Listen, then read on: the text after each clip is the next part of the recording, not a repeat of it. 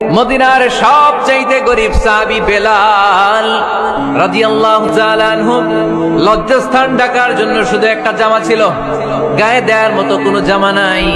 এই সাহাবীর মতো গরিব কোন সাহাবী মদিনার জমিনে নাই। এই বেলাল রাদিয়াল্লাহু তাআলা আনহুকে বিশ্বনবী ডেকে বললেন, ইয়া বেলাল আনফিক ইয়া বেলাল লা তাখশা মিন যিল আরশি ইকলালা। ও বেলাল, আল্লাহর রাস্তায় দান করো, কারণ আমার আল্লাহর ধনভাণ্ডারের কমতি নাই। সাইয়েদনা বেলাল রাদিয়াল্লাহু তাআলা আনহু সবচেয়ে গরিব। শুনতেছেন, বুঝতেছেন? সবচেয়ে গরিব। ডাউন পার্টটা ঢাকার মতো একটা গার্মেন্ট ছিল, একটা কাপড়, এটা পেঁচায় আসতো, নামাজ পড়তো। গায়ে রাখার মতো কোনো জামা নাই, আর খাবার দাবার টাকা পয়সা বলতে নাই।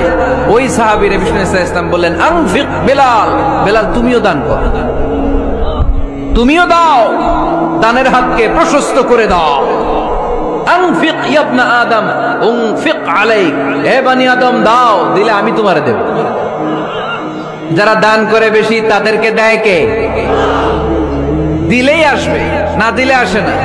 আপনি দেন, দেখবেন আসতে শুরু করছে। এটাই সিস্টেম। দিলে কমে না, না দিলে কমে। সুবহানাল্লাহ পড়ে।